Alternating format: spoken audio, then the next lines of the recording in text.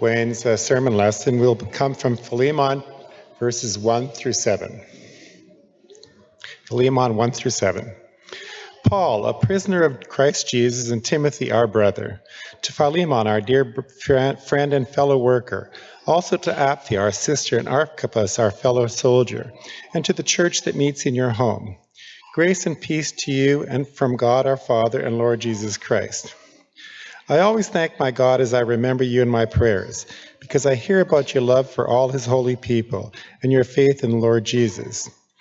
I pray that your partnership with us in the faith may be effective in deepening your understanding of every good thing we share for the sake of Christ. Your love has given me great joy and encouragement because you, brother, have refreshed the hearts of the Lord's people.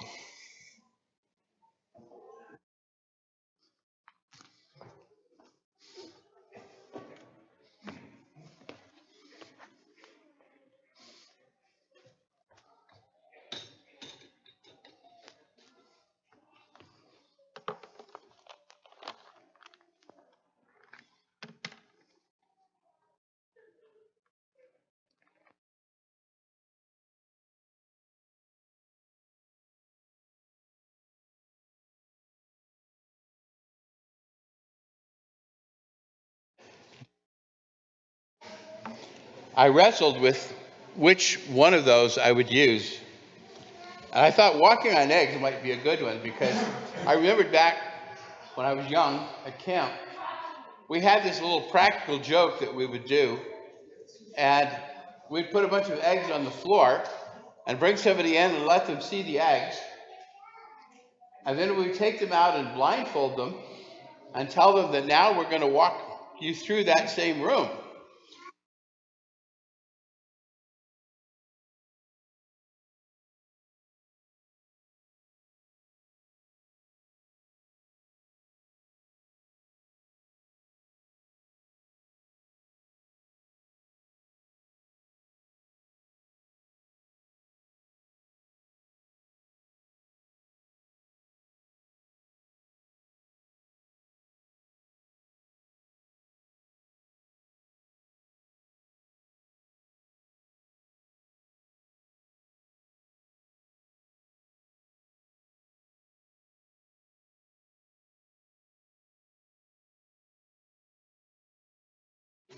Marriage counseling often like to use the idea of a minefield in the sense that when it's not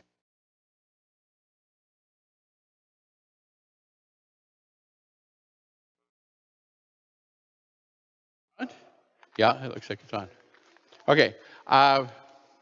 Although some would argue that I don't need a mic, but but that there are some situations where, in marriage, that two people get married and they're just getting to know each other. And what I like to do in premarital counseling is to suggest that you're going to find a minefield. You're going to find that there are issues, there are ideas, there are things that will get you very in trouble very quickly because you don't know them, you can't see them coming, and you just step on them and bang, it happens. Preachers understand that from the standpoint that sometimes, they may be dealing about a very difficult situation, and they step on a minefield in terms of hitting somebody in a very personal thing, and that the response may be you quit preaching and started meddling. We want to look this morning at an idea from the Apostle Paul. Let's see if this cooperates. We're in a sermon series about relationships. Jay and Miles have planned this out, and today we're beginning. It's too dark outside. To look at role models in terms of their situation with us and our relationships. And a role model these are people whose lives and examples are worth following. And I would suggest if you're a relatively new Christian, or even if you've been a Christian for a long time, that you may see somebody that lives in a way that you admire. They have a way of dealing with situations. They have a calmness. They have a peace. They have a gentleness. You think about the different characteristics we want, and you see how they live, and you may realize that you want to be like them. Well, that person can be your role model. It's a way of teaching by demonstration. And we're going to be looking at the Apostle Paul, who says, literally, follow me, follow my example, as I follow Christ. So it's especially difficult in a difficult situation when we're dealing with what we call these landmines, walking on eggshells, skating on thin ice, that there's a potential danger. Now, Paul, we know, Philemon, there's some people here, probably, the only thing you know about Philemon is this, a book in the New Testament. You may not have ever read it. And I realize I probably should have suggested in the little blurb that I wrote for the sermon that you read it. I think it's only 27 verses long. I'd like you to imagine that in the relationship between Paul and Philemon, if Paul had told Philemon in this letter that 2,000 years from now, people are still going to be talking about us, that might have really intimidated Philemon by the whole significance of it. There are some personal letters in the New Testament. We have 3 that Paul wrote. Most of them are to churches, right? Romans, Corinthians, Galatians are to churches in a region, Ephesians, Ephesus. We've got letters to Titus and Timothy. Those are evangelists, and those are instruction about what they work, how they work, what they teach. But we got Philemon. And you look at Philemon and initially say, okay, we've got a personal letter as part of the New Testament. Why? Okay, so let's kind of think about Philemon as we put it together between the book of Philemon and the book of Colossians. Philemon was a Christian living in Colossae. We don't know how the church was established there.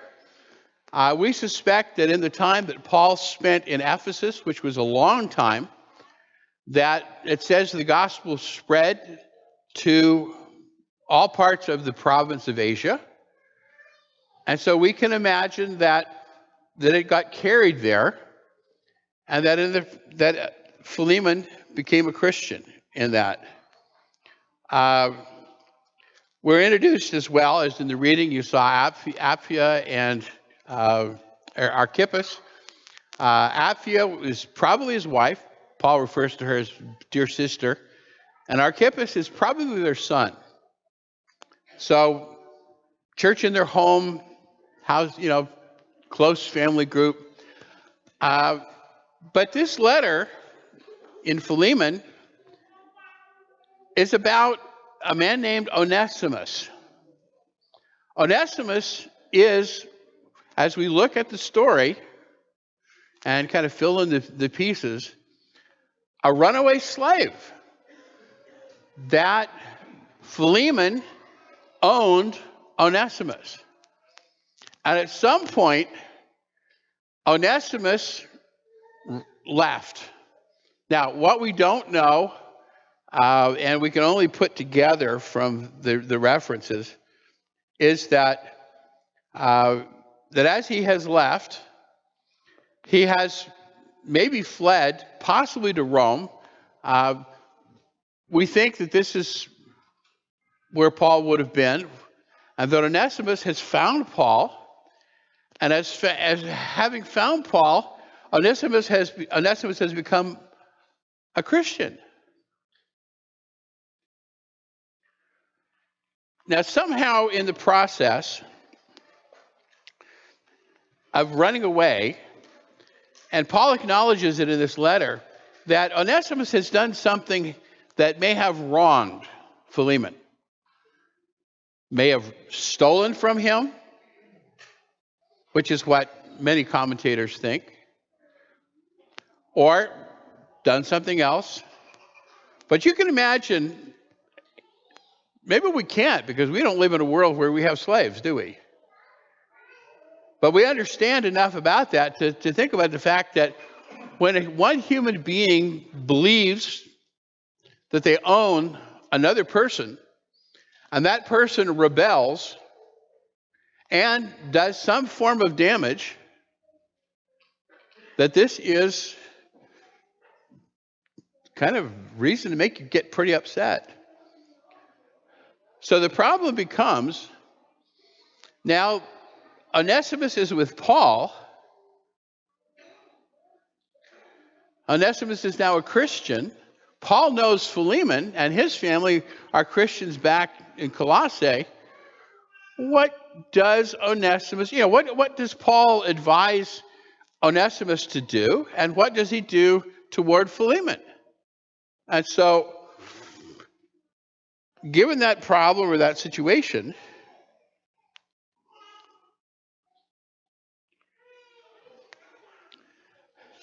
I thought the only way I could call this slide is it's complicated. It's not an easy situation, is it? I mean, to begin with, we live in a world where most of the world, and I know that slavery still exists in some parts of the world, but for most of the world, slavery is immoral and illegal. We sometimes equate slavery of the old world with employment in the world today. And you'll hear people use those terms, but it's not the same, is it? Because when you have an employer, you're free to quit. You're free to go find other employment without legal consequences or possibly punishment, beating, death.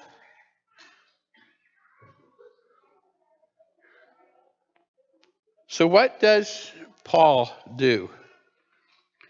All right. Well, we need to understand as we look at this book, this letter, that slavery is not the issue, nor is it the idea of a Christian owning a slave. If you look at even Colossians, Paul acknowledges that there are Christians who are slaves, and there are Christians who are masters.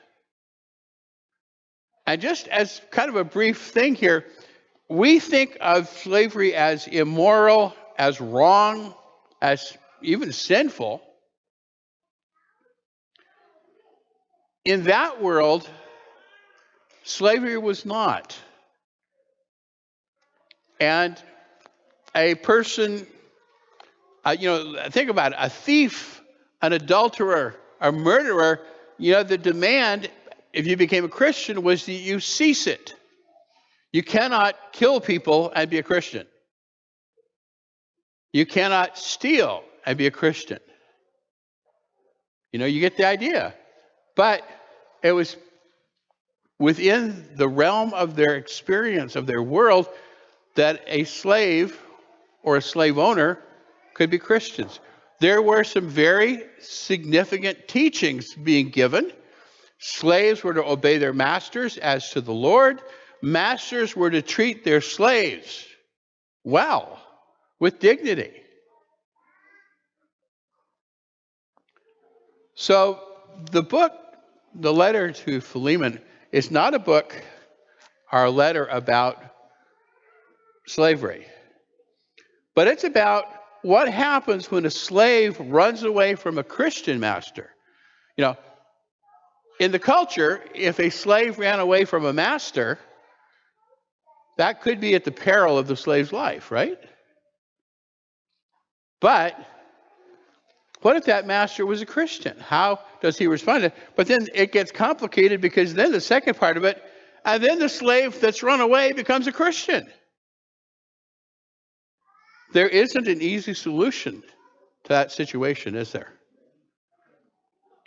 So Paul is in a very unique position to help both Onesimus and Philemon. So the goal is to reconcile these two brothers. They're both Christians, and they need to be brought back together. The problem is that there is a wrong standing between them. Onesimus has run away, and Onesimus has done some other wrong. And so Paul, in writing this letter, intercedes to Philemon for Onesimus. Now, I'd like you to imagine for a minute here that you're in Paul's position. What is it you're going to say to to Philemon, who has been wronged? He has an investment tied up in this man, and he has been further hurt by this man in some way. Well, what I think is really interesting here is that Paul takes the action that Onesimus needs to return and face Philemon. It would have been so much easier for Onesimus if Paul wrote the letter and said, but I'm just going to keep him here. Paul says, no, I am sending him to you. And the idea is that Paul really wants a face-to-face reconciliation and peace between the brothers. You think about it, if that does not happen, Onesimus will live the rest of his life in fear of what the consequences may be for being a runaway slave. And Philemon might live the rest of his life having a very strong grudge against Onesimus. And so what Paul writes here, and I don't know if you've ever looked at this letter this way, but the book of Philemon, the letter to Philemon, is a demonstration of genuine love and tact. Tact is sensitivity. We live in a culture, we live in a world, North America, our style basically is when somebody bugs you, let it all hang out, tell them what you think, not caring how they might feel. Right? Paul here is showing very, and I would say very carefully constructed thinking to help Philemon work through this issue, this problem. How do you go from anger to forgiveness to peace? So it's a wonderful thing. Many years ago when I took a class on what are called the prison epistles, and Philemon is one of the four, Philippians, Colossians, Ephesians, are all letters that Paul wrote while he was in prison. And he refers to being in chains even in writing to Philemon. To think about what he says about Onesimus. And so the letter is to, number one, affirm Paul's relationship with Philemon. They have a relationship. Paul knows Philemon's reputation. He knows the work that he's done. That's why I chose those verses for the reading. He acknowledges that Philemon is a true servant of God. He's a true disciple. And the work, he has a church that's meeting in his home. And the good that he's doing needs to be acknowledged. And Paul needs to show that he's aware of that. That what he's about to ask of Philemon is not a punishment, but rather it is a positive thing in his life. Okay, second, it is to inform Philemon, to make him aware of what's happened, of the transformation in Onesimus' life.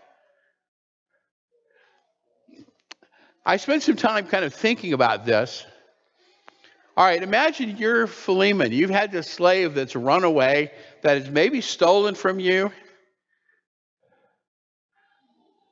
and you hear, and that slave now is a Christian. And how do you respond? Oh, yeah, sure. I doubt it. I mean, we would be very skeptical, wouldn't we? Because we know what the demonstrated character and personality of that individual had been. I suspect that Onesimus might not have been a very nice slave to deal with. You know, I understand that some of the slaves in the ancient world were miserable. They may have done what they had to do, but only because they had to do it. But they may have made the master pay a price for having asked them to do it. And Paul even points out the idea that Onesimus was useless. And so what he needs to do is to help reframe, help to change Philemon's thinking about this man. I would like to have a friend like Paul if I were in a difficult situation, wouldn't you? To have somebody that would go to bat for you, that would intercede for you, that would help deal with the most difficult situations in your life and the most difficult people. So, changing his thinking, think about it. To Philemon, Onesimus was a runaway slave. So it means he was private. We don't really get that. But that exists in some parts of the world today. Human beings being treated, and the word that's often used is chattel. Your house, your car, your possessions are all things that you own. You have the right to do anything you want to do to it. If you want to take your paycheck from work and turn it into cash and walk down the street just throwing it around, you can do that. Not very smart. But you can do that because it's your property. It's your chattel. A chattel, C-H, not C-A, not cattle, chattel.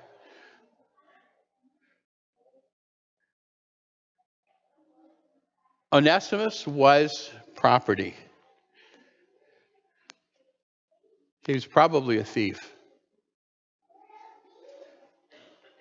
And so he was useless. You know, I can think of different ways that we might, in our cultural expressions, word it in terms of dealing with Onesimus. Don't let the door hit you on the way out. Nice to see you're back, you know. Good riddance. That's an end to a big problem, right? You know, it may have been a relief for Philemon in some ways for Onesimus to be gone. But what can Paul say to change it? Well, you notice if you read through this, Paul himself refers to Onesimus as my son and brother. You know, for us as Christians, there is no closer relationship to another human being than to call them sons and brothers. It's an acknowledgement. And Paul expresses this in terms of the value that Onesimus has to him and to his work. And I'm sure Philemon must have kind of sat up with that going, huh? And then in relationship to Philemon, refers to him as a dear fellow man and brother in the Lord. And this is where there's a very interesting thing. Because this letter is not about slavery, but it deals with slavery. One commentator pointed out that this is one of the first references in ancient literature, ancient writing, where a slave is referred to as a human being. not just as a property.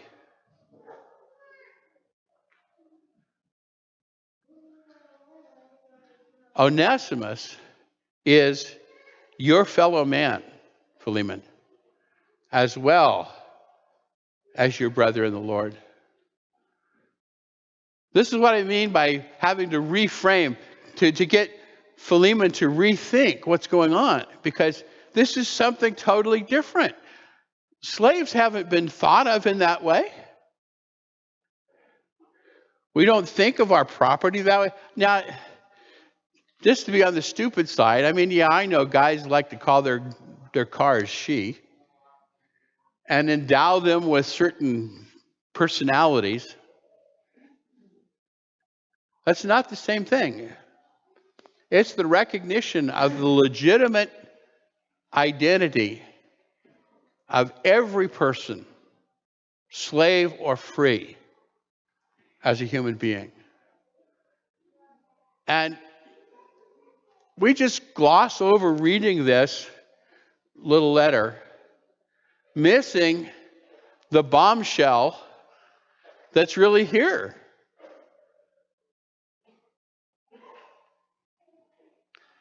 And what was once useless is now useful. And that's a play, that's a pun, a play on words with the name Onesimus. So what happened? We see the letter.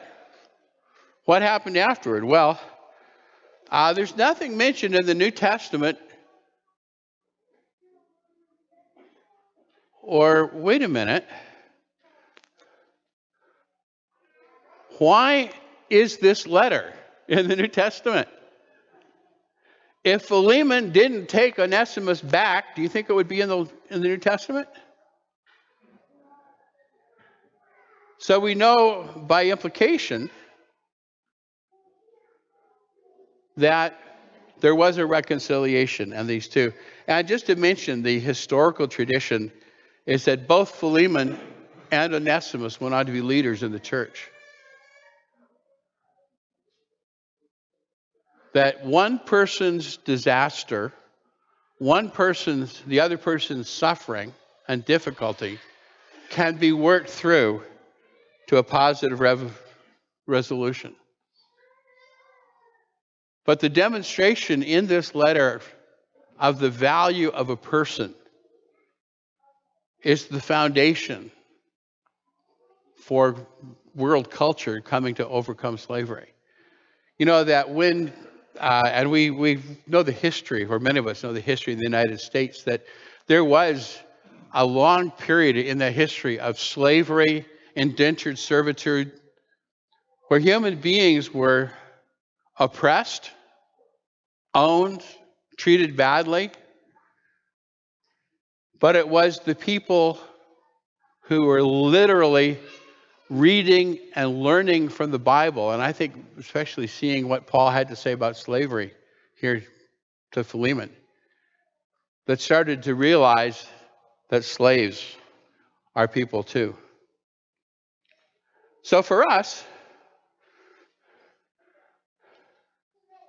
number one, Jesus said that all people will know that we are his disciples if we love one another. Now, unfortunately, you know, and I think about sometimes in the religious world, sometimes people get this idea of love, that it is this sweet, honey, syrupy, smothering people with yuck. Many years ago, when I was doing a cable program, I would go in to record the program weekday morning, and sometimes it would be in the studio after another religious program, and the guy who did the show was one of these syrupy, you know, you meet him, talk to him, and felt like you'd been slimed. And I don't want to minimize people who are loving and affectionate, but to overdo the emotion of love without the reality of love is sad.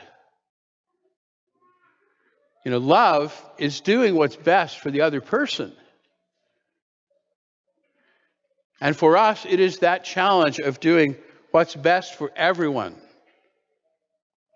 And so we need to affirm the value and worth of everyone. I don't care who you are. I don't care where you came from, what language you speak, whether you are rich, whether you are poor, whether you're completely perfect physically or completely challenged.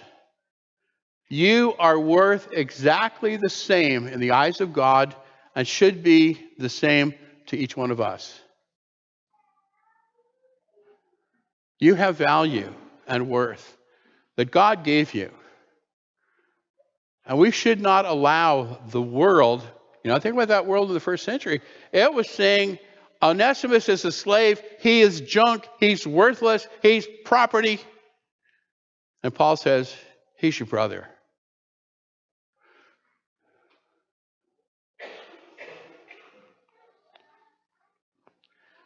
But the other thing that's interesting in this letter is that Paul respects the autonomy. What does that mean? Autonomy is self-rule. Paul says, I could command you to do this, but I want you to do it out of love. I want you to do it because you're seeking to do what's right. We need to respect the right of people to make decisions and to make their choices. And to open doors for people to do right or good. You think about it, that's what Paul is really doing for Philemon. Saying, here's another way you can deal with this. And you can welcome Onesimus back as your brother. And you two, as brothers, can serve God and Christ and the church. It's an important lesson for us because we live in a very multicultural world. We live in a world where emphasis are being emphasized, where people are being belittled, where the gospel is seeking to free. The letter was not about slavery, and the purpose of the church was not liberation of slaves from their masters as such, but it was about freeing all people from their bondage to sin and Satan. We're about to sing a song Chad's chosen about the love that we have as Christians for one another. And as we sing that, I hope you will be thinking about it. And if there's some way we can help you in your relationship with the Lord, you can talk with me, with Jay, Miles, any one of the other elders. Let's stand as we sing.